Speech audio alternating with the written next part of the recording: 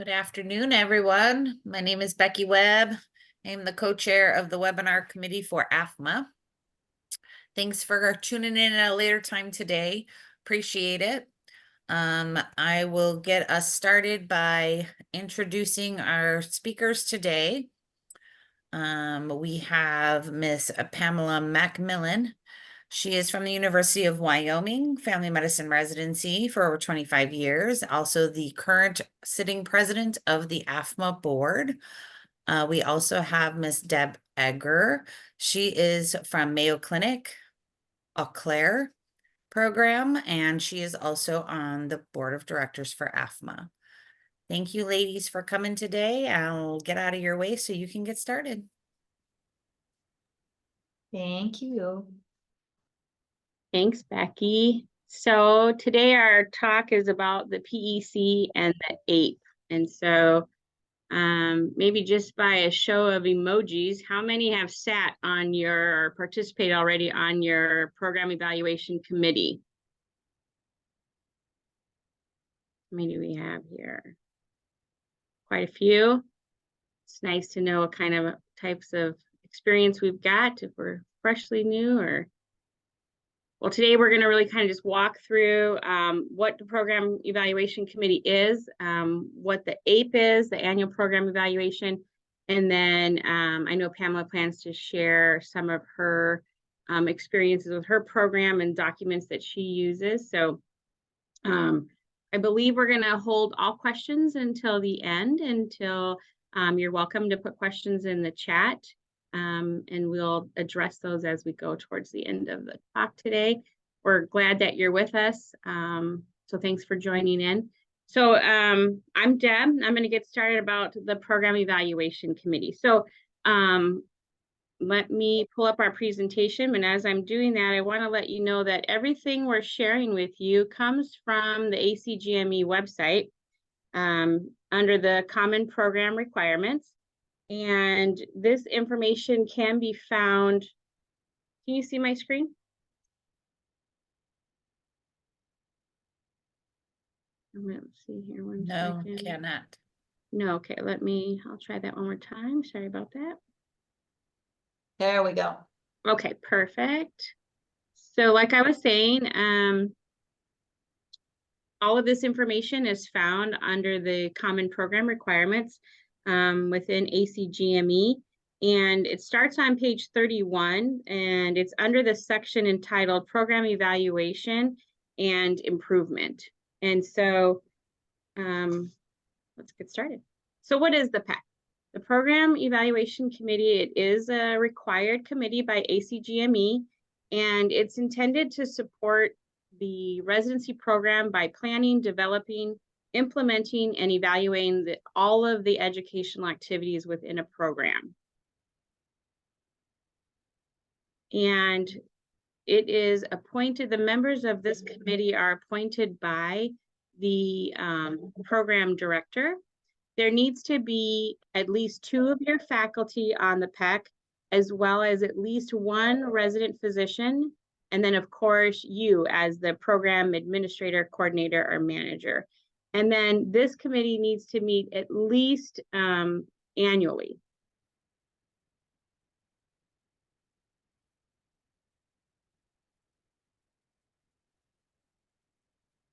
Oh, wait a second. So the responsibilities of the Program Evaluation Committee includes not only the planning and developing and implementing the evaluations, evaluating the educational activities of the program. It also is tasked with reviewing and making recommendations for revisions to any of your competency-based curriculum goals and objectives. The PEC also addresses areas of non-compliance that have been identified by ACGME. They are also responsible for reviewing the program annually using evaluations of faculty, residents, and others. They must document formal, systematic evaluation of the curriculum, and they monitor and track the following areas. It's resident performance, faculty development. They also review and track graduate performance, including performance of program graduates on the certification exam, so the ABFM exam. The Program Evaluation Committee also evaluates the quality of the program, including review of the residents and the faculty's written evaluations and other program evaluations. They also review and update the progress on previous year's action plans, and they must have written minutes that are documenting the systematic program review. And the PEC must render a written annual program evaluation. And Pamela is going to talk to us all about the APE. The PEC must prepare a written plan of action that documents the initiatives to improve performance in one or more areas listed above, as well as delineate how they will be measured and monitored. The action plan should be reviewed and approved by the teaching faculty and documented in minutes. A copy of the final annual program evaluation must be presented to the Director of Graduate Medical Education and the GMEC. There was one other thing I wanted to note, and the PEC is to conduct and document the annual program evaluation as part of the program's continuous improvement plan. So you might hear the terms CPIP, which stands for Continuous Program Improvement Plan, and then also your SWOT or SCOT, which is your program strengths, challenges or weaknesses, opportunities, and oh man, what does this see? Threats, any threats. And we can talk more about that and how each of our programs do that. So now Pamela is going to talk about the APE. All right, everybody. I apologize in advance. I have had the flu bug. So if you see me stop to grab a drink of water or I suddenly run out of the room, that would be why. So bear with me here. So the APE is the annual program evaluation that's completed by the PEC, which Deb just talked to us about. And this is comprised from prior annual program evaluations that your program compiles and keeps on record. Any aggregate resident and faculty written evaluations of the program, and any other relevant data that is an assessment of the program as a whole. All right, Deb, we'll go to the next slide here. So these are some other things that you can consider while you're creating your annual program evaluation. And obviously it's not limited to this, but this kind of encompasses the majority of what programs would use. So all of your curriculums that Deb mentioned earlier, you're going to review those. ACGME letters of notification, including any citations that your program may have, areas for improvement or comments, quality and patient care safety related issues, aggregate resident and faculty well-being. So this is a big one. You'll get those surveys that the ACGME sends out to all of our faculty and residents, and you will find that there are two separate surveys that you will get back from the ACGME. One is regular data from the ACGME. The other one is actually about the resident and the faculty's well-being. And so those I think are big. Also recruitment and retention. You know, how are you doing when you're recruiting your residents in your interviews? What are you looking for?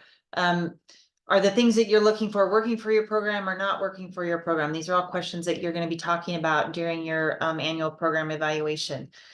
You'll also want to include workforce diversity, including the graduate medical education staff and other relevant academic community members.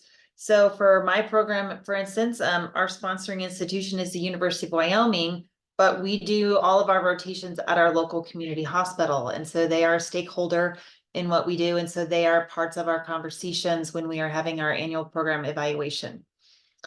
You're also going to want to include engagement and quality improvement and patient safety projects and any of those scholarly activities that your residents are doing, those grand rounds, lectures that they're doing, if they're doing poster presentations, anything like that. You'll also want to use those survey results that we just talked about, also the aggregate resident milestone evaluations, and achievements on those in-training exams. So currently, all of us should be working on our milestones, and our clinical competency committees should be meeting so that we can fill out those milestones and enter all that data into the ACGME site, into the web ads there. And those milestones are part of your APE. And I will tell you, from our program, we find where our strengths and weaknesses are a lot when we're doing those milestones, because we can see a spider graph and we can see where we're achieving in certain areas and where maybe we're not, and maybe where we need to pick up our curriculum to cover some of those things. Also, you want to look at your board pass and certification rates. So are all of your residents passing their boards once they are graduated or shortly before they graduate in April?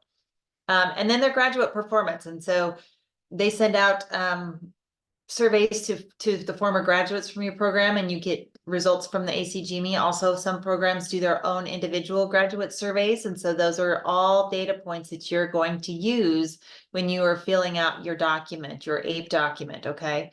And then obviously any aggregate faculty evaluations and professional development maybe that they have been doing. Next slide there, Deb. So to sum it up in a one slide picture here, the PEC must evaluate the program's missions, aims, strengths, areas for improvements, and threats.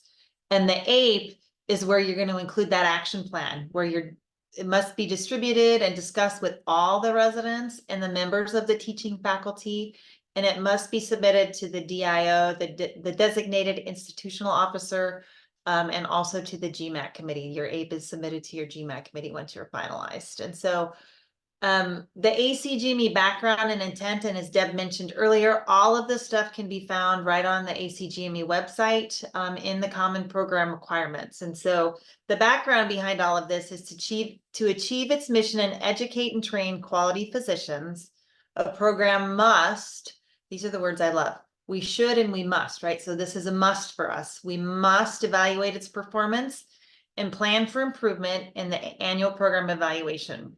Performance of residents and faculty members is a reflection of the program's quality and can use metrics that reflect the goals that a program has set for itself.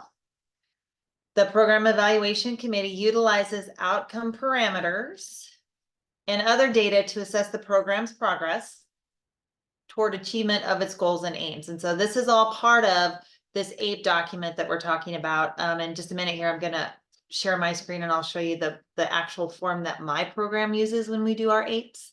And then finally, the PEC advises the program director through program oversight. So the PEC is there as kind of a body to tell the program director like where they see things maybe that aren't going so well, or things that maybe need to be addressed in curriculums. They also will be the ones that are going to tell the program director, you know, we see these things are strengths of the program, and these are the things that we need to do in order to fix some of those things that are weaknesses. These are things that we can do to get those as strengths for our next cycle when we go through and do our next APE. And so Deb mentioned this before, but when the PEC is actually meeting and you're filling out your annual program evaluation, you always want to make sure that you have a note taker.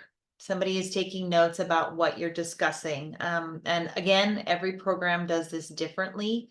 In my program, I'm the one that's actually filling out the APE as the PEC is meeting and we're having discussions. And so one of my other faculty members is taking notes on the things that we're talking about in the comments that are being written about what we're actually discussing for our annual program evaluation. All right, Deb, if you want to stop sharing your screen, I'm going to share my screen here. Okay.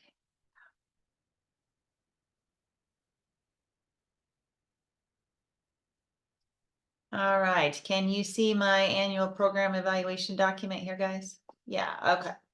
So this is a document that my program uses, and I'll be honest, we got this from another program because they had a wonderful idea, and we thought that this form pretty much summed it up, and it was pretty simple and cut and dry on how to complete.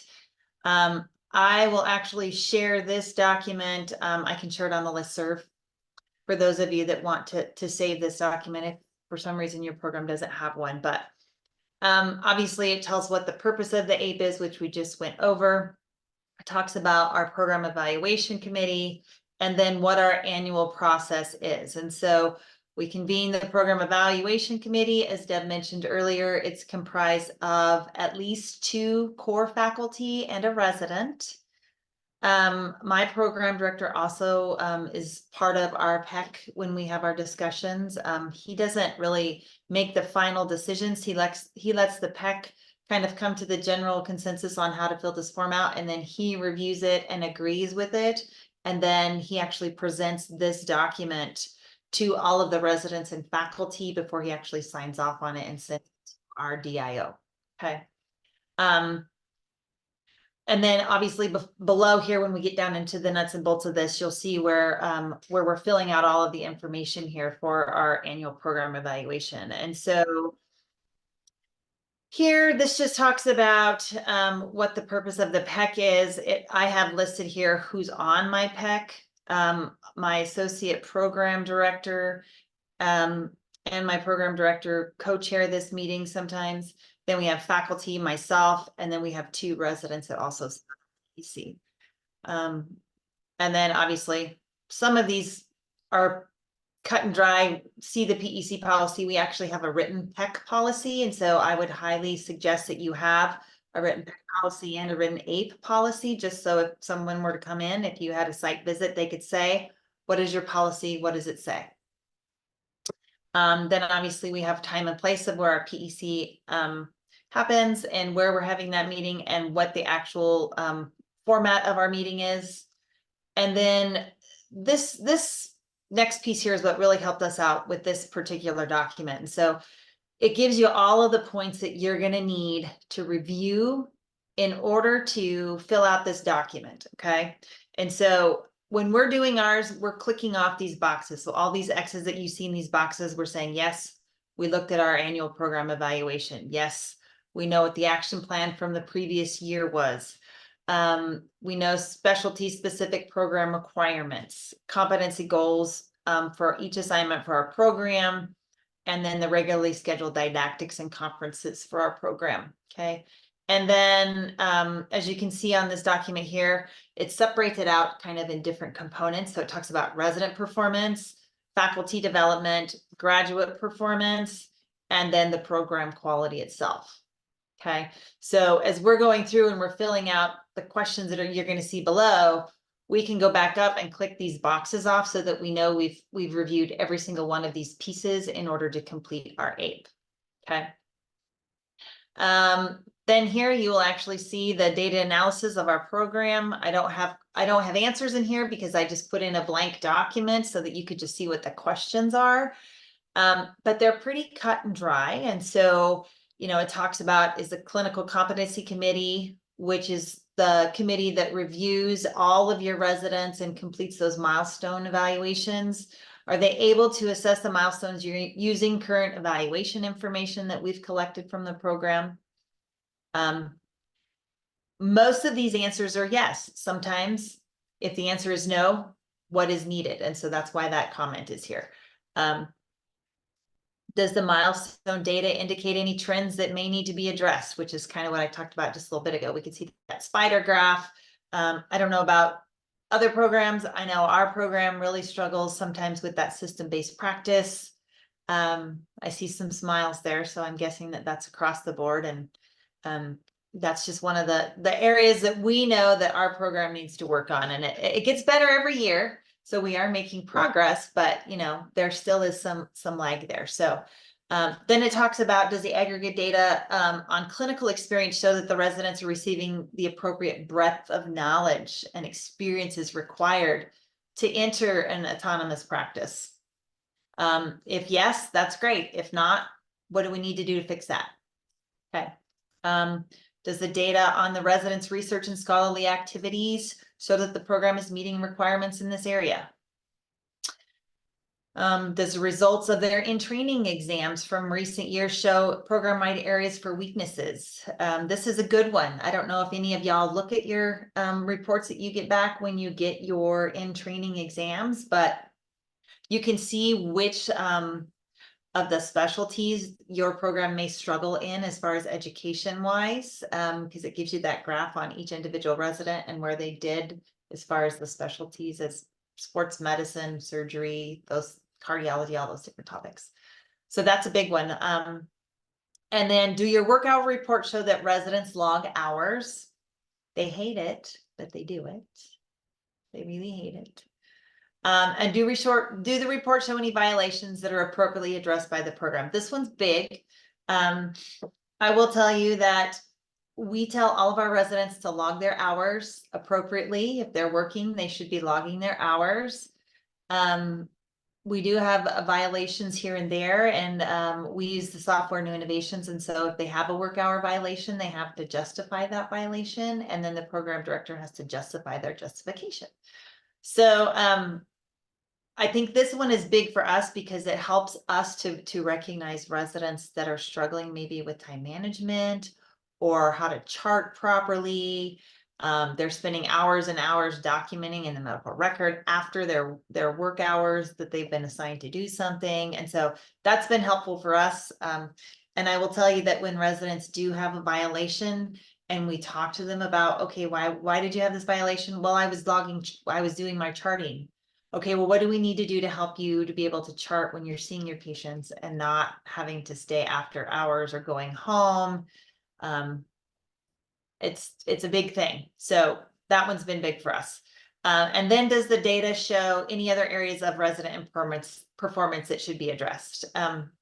This one in particular, I think, is more individualized towards certain residents. Obviously, all programs at one point or another do have residents in difficulty. And so this helps us to figure out which residents maybe are having performance issues and how we go about addressing those issues with that individual resident.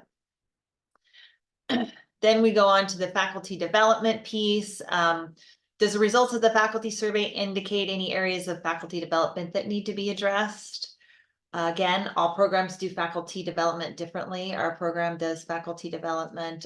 We used to do it once a month. We would have meetings, and now the ACGME has a lot of resources that are available to do virtual things. One of the ones that we're doing currently is the Equity Matters through the ACGME. That one's a big one. And then the STFM obviously has stuff that's available as well. And so we do a lot of that, and we do it as a group together. Does the aggregate data on faculty scholarly activity indicate that there's significant faculty scholarly activity in the program? This one, I will be honest with you, we struggled for a long time because we only had certain faculty that were doing scholarly activity all the time, and others were busy seeing patients and rounding in the hospital. And then over the years, the ACGME has kind of changed the guidelines for that. And now it encompasses all faculty, including those that are not your core faculty. So when you're putting all that stuff into your web ads, you have to document scholarly activity for all of those faculty that you have listed or preceptors. So that's a big one. Does the web ads faculty roster and ratio of faculty to residents indicate that there's adequate number of faculty, breadth of faculty experience, and that the requirements for board and specialty certifications are met? That one's a good one too. We as a program actually had a violation a couple years ago on our annual review because we had one of our OBGYN physicians who had not taken his board yet. And so it was showed as we got dinged on that. So we had to fix that problem real fast. He just could no longer be precepting the residents. So it's one of those things.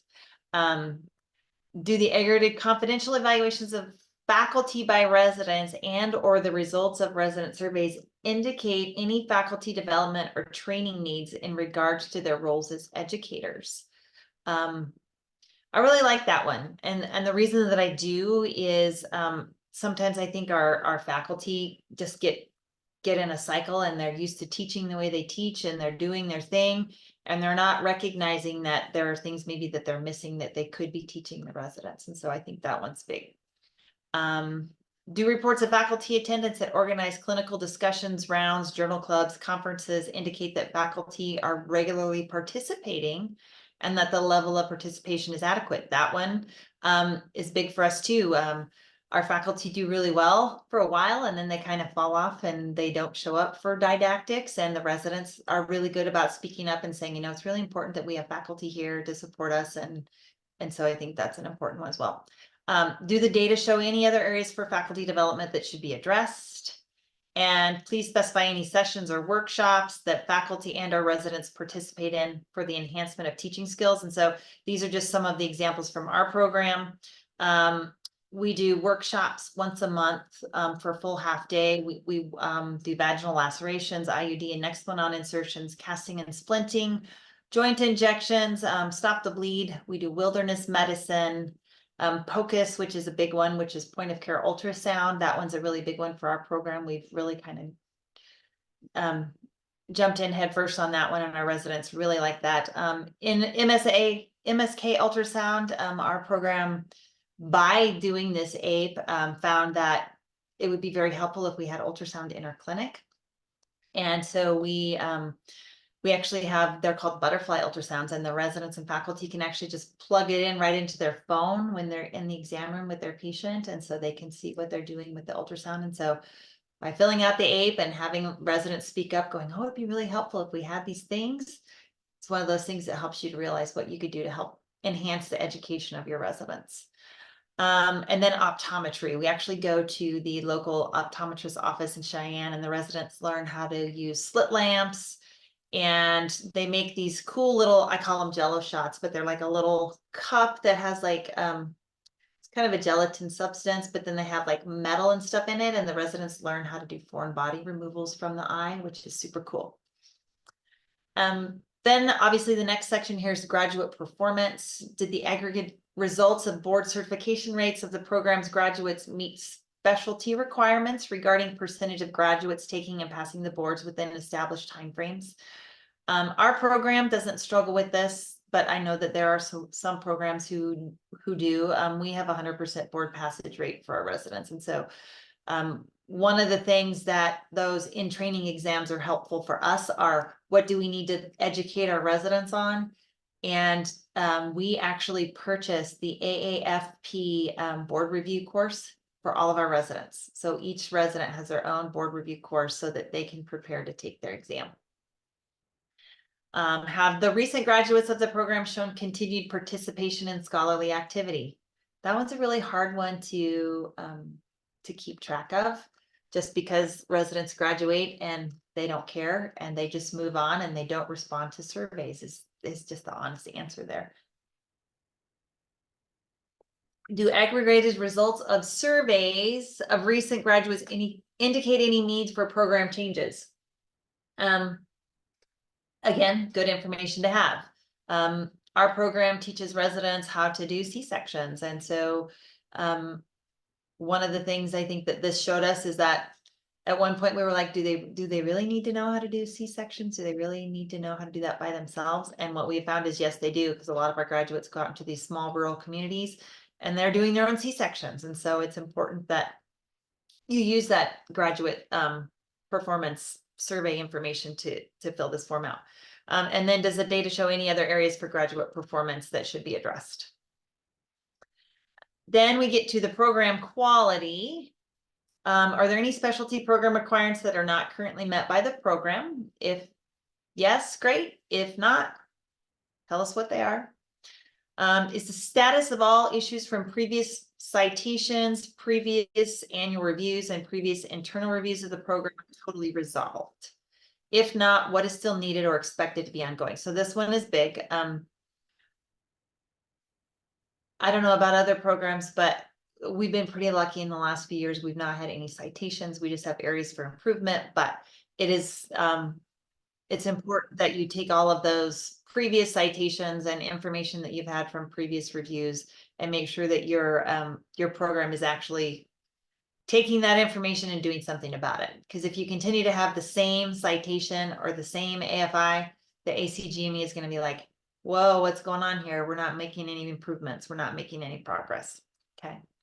Are there any major changes that have occurred or anticipated in the program that have accreditation implications? And so that's a big one to answer too. Are there any current, or are there current program letters of agreement or PLAs, which are important and that you must have the program with your sites. Describing the rotations to all participating sites. If not, what needs to be created or renewed. Does the aggregate results of the confidential resident evaluations of the program indicate any program issues that need to be addressed? Does the results of those confident faculty evaluations indicate any programs or any issues that need to be addressed? Do the results of the ACGME faculty survey any areas that need to be addressed? The same with the resident survey. And then in general, is there a general agreement between the residents of the faculty survey and the resident faculty for similar questions? If not, please highlight the different perceptions of the program by residents and faculty. And so this one is always a fun one to talk about every year when we do our annual program evaluation, because faculty and residents always have different perspectives. And so this is a place where residents can be open and honest and they can say whatever they want. And there's no judgment, which I think is important because all programs have weaknesses. We all do. And the residents are going to tell us what those are. And then does the data show any other program quality that should be addressed? And then down below here is the summary and action plan. Now, this document may not seem like it's very big, but let me just tell you, it ends up being about 15 pages long by the time we're done filling it out. So there's a lot of information that gets put into this, okay? Then this is our summary and our action plan. And so Deb mentioned earlier the SWOT analysis, the strengths, weaknesses, opportunities, and threats. And so that's where we sit and fill this piece of this document out. So we summarize our program strengths, our weaknesses and challenges. And then this is where we write what we need to work on or what we feel as a program are areas for improvement that are identified, what the modification is or the monitoring plan is going to be for that, who the people responsible are for this. And now keep in mind, we don't actually put names on here. We put like program director, associate program director, administrator, clinic director, titles, not actual names. And then target completion dates. And I think that one's big because we learned the first year that we actually used this form, which was about 5 or 6 years ago, we got a little ahead of ourselves and we thought we could tackle all this stuff and we could meet all these goals. Deb's shaking her head, right?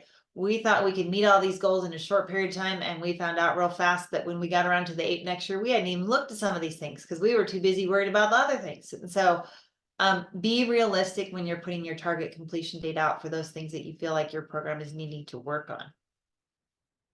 And then here, summary of program threats.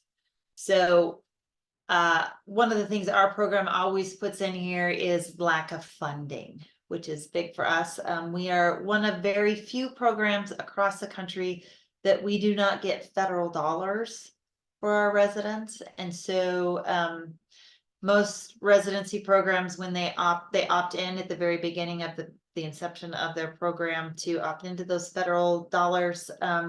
And it depends on where you are in the country as to how much each program gets for each individual resident. I've heard it goes from $150,000 clear to $250,000, depending on the location. But that's per resident that you're getting funding from the federal government. We don't get that at our program. And so that is always one of the threats that we list on our documentation, is the threat of not having the proper funding in order to keep our program going. But we are going strong. We've been around since 1978, so we're doing well. Then here, this just says that the action plan was reviewed and approved by the teaching faculty and documented in the minutes.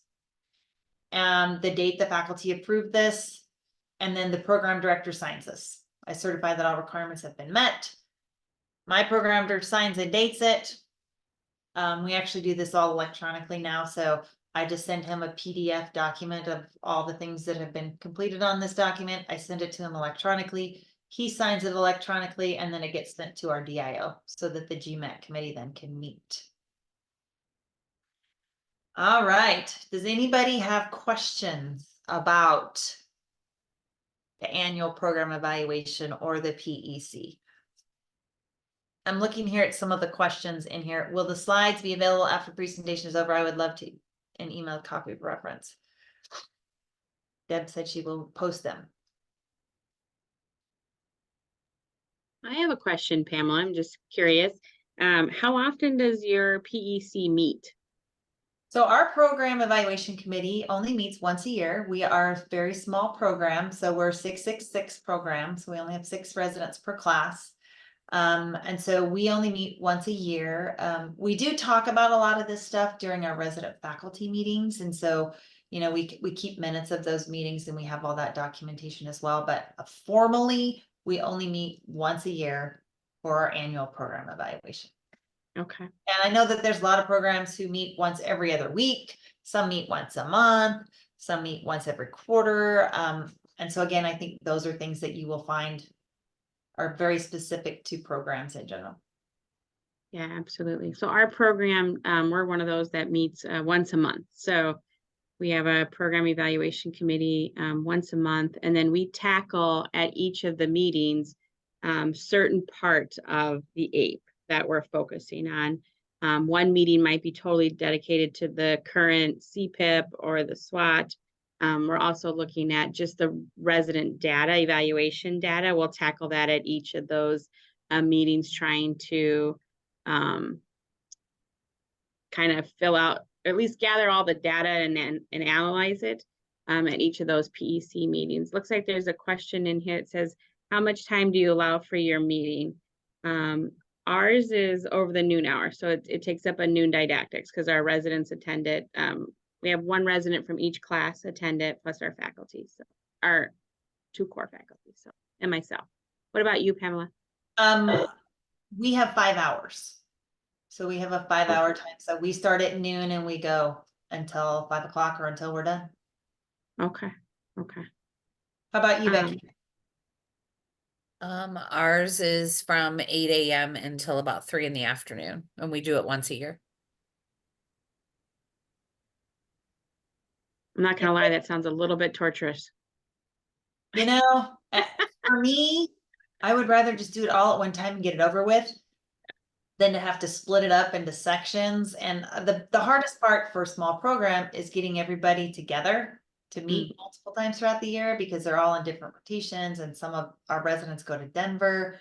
And so it's just easier to tackle it all at once, but that's just me. Same with milestones. I want to get milestones done and over with. I don't want to drag it out. You know, we scheduled 2 full afternoons, 2 5-hour blocks to do our CCC. But we're getting better at it. The more we do it, the quicker it goes. So, Okay. Yeah. For our CCC, we get it done in one afternoon, so from like 12 to 5. But the faculty is asked to evaluate their advisees on the milestones. And then we're basically just coming together, looking at, is faculty in agreement of where that advisor scored their advisee, and if there's examples of maybe there should be an addition or a subtraction of a 0.5 or 1 point or something like that on the scale. That seems to work out really well.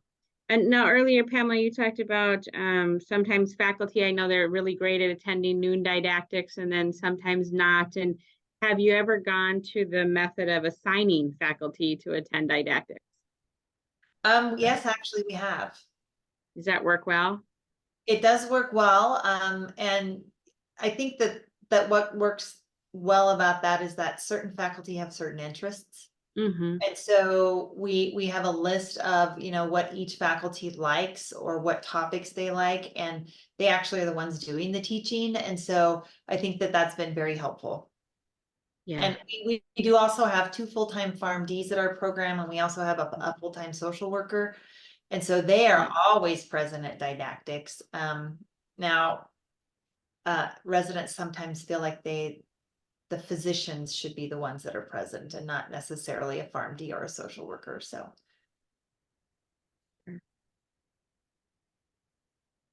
We recently just started assigning our faculty to attend noon didactics, just to make sure that we had at least one that will always be there, and trying to have that consistency.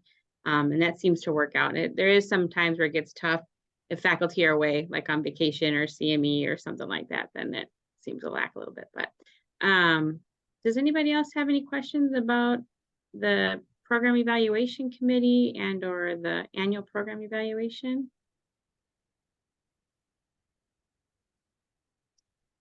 I can show you what Mayo Clinic's. Well, let me start sharing my screen here. 1 second.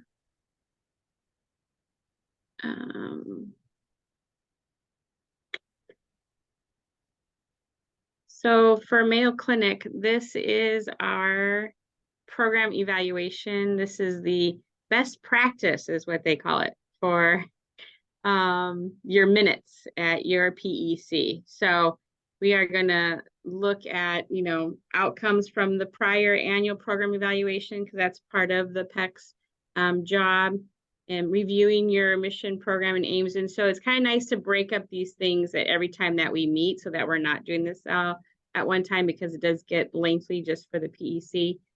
So we also review the SWOT. We look at curriculum, our accreditation. If there is any type of areas for improvement, then we would obviously comment on this. And then this is something new. So the impact of non-standard training programs on ACGME accredited programs. So are there any type of learner interference, things like that? And then any non-standard training program supervision and assessment. But so here's reviewing like the trainees, written evaluations, faculty evaluations. We talk about trainee well-being, recruitment and retention, diversity. Those are all big ACGME things that they've been focusing on over the last couple of years.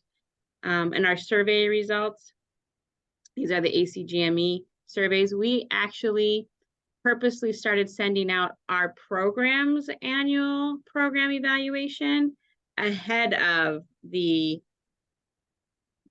annual program evaluation that comes out from ACGME, so that we basically can get a head start if there's anything identified by faculty or our residents, what might be areas that they think need to be improved. We can already start tackling those before they get the big ACGME evaluation survey to fill out. So then we just look at faculty survey results, and then of course that big action plan. This is our CPEP. So here, you have like the action item that the PEC started talking about it, then the area of improvement or the topic.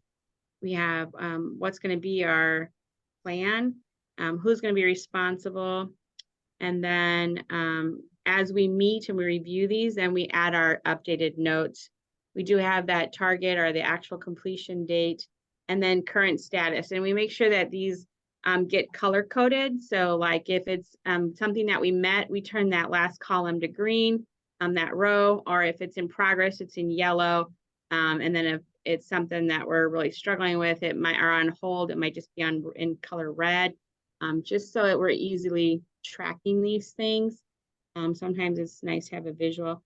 And then Mayo Clinic has the same annual program evaluation that each program needs to complete and submit to our graduate education committees. And so here's like the program information at the top. But this is the first page is the cover sheet, and it tells you every single item that they would like to see in the APE, included in the APE. And so you've got all of our PEC meeting minutes, besides of course, the big APE itself. And then your continuous program improvement plan should be included. We need proof that we sent an email distributing the annual program evaluation summary and our action plan to our faculty and our trainees, because that is a requirement by ACGME that you discuss and distribute that information.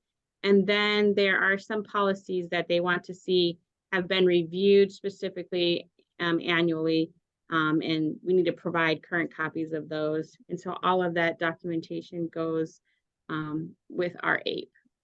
But it is a lot, very detailed. And it's true, by the time we are done, it ends up being a good 15-20 page document about the program. But that is a big part of our APE and the PEC. I can stop sharing now to see if anybody's got questions. Looks like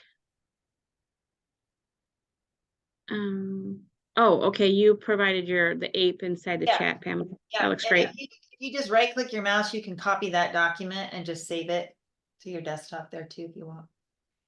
Nice.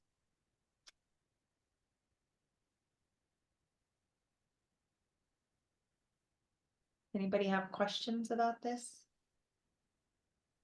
This is kind of one of those topics I feel like the more you do it, the better you get at it. And so if, you're new enough to being a coordinator, it can be really overwhelming, but take it little by little, little by little. You can get through it. It's also really helpful if your programs do any kind of grants to use the APE data for your grant processing. Thank you, Say more Bob. about that, Bobby. Here, I'll actually show my face here. Thank you. You're welcome. So usually, every place is very different. Every state is very different as to what is available. In California, there are a couple of California specific grants that are available to residency programs. CalMed Force is one, Song Brown is another. And when you're putting in an application for the grant, sometimes that data that you're pulling together with your APE, especially your demographics and things that you're putting together for web ads, for Frida, for all of that stuff, if you try to pull it together once and you keep kind of a warehouse of your data, it actually streamlines your process a little better. Oh, sure. Yeah, that makes much good sense. Yeah. Great idea. For those of you that don't know, Bobby is a former president of AFMA's board of directors. She's been a member of AFMA for a very long time. You can see all the gray hair that came with it.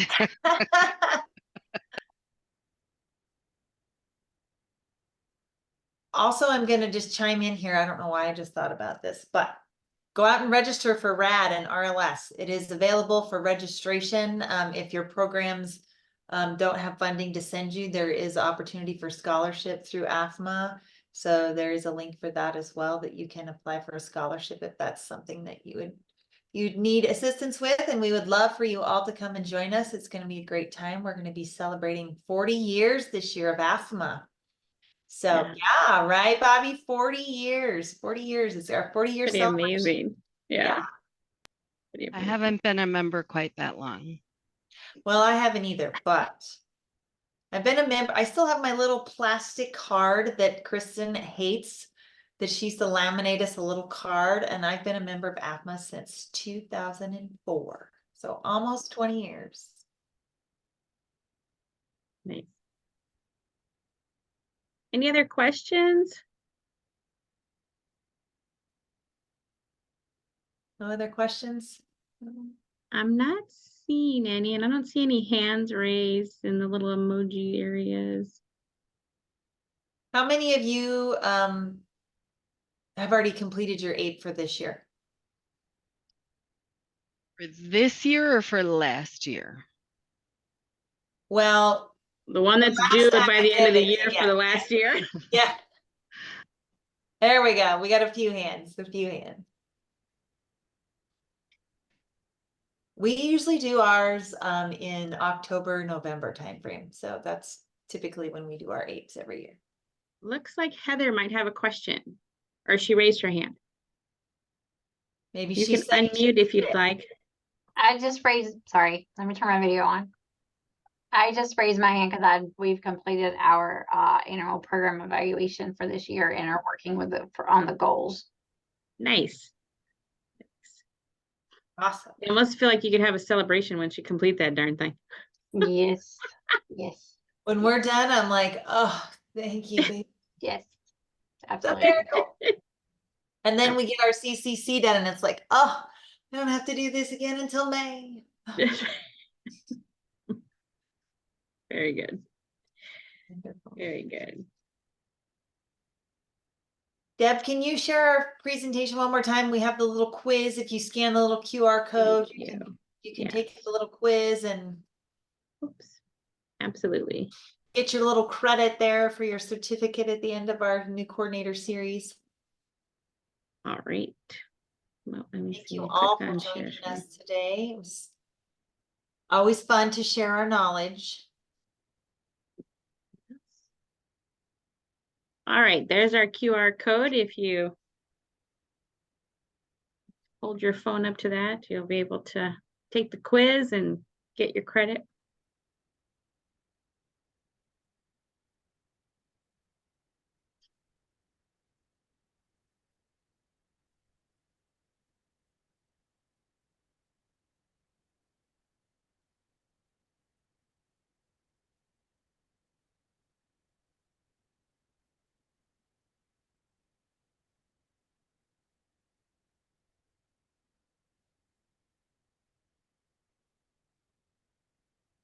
Since everyone looks like they've got the quiz, I'm just gonna go back up one slide. Pamela's email and my email are provided on this slide. And if you ever have any questions or if we can assist in anything, please feel free to reach out. I'd be happy to help, provide some encouragement, support.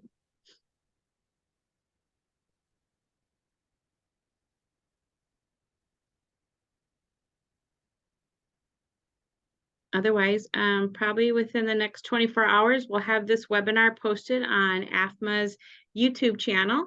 So if you ever would like to review what we shared, you're more than welcome to see it on there. And I believe Pamela was going to share that document as well on the YouTube site. So it'll also be there if you weren't able to grab it off the chat section just yet.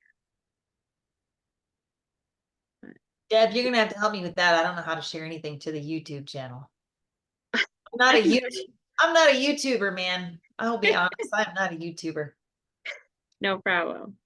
Well, thank you everyone for Yes, joining thank you us so much today. for We really joining appreciate your us. time. Don't forget to go register for RAD and RLS.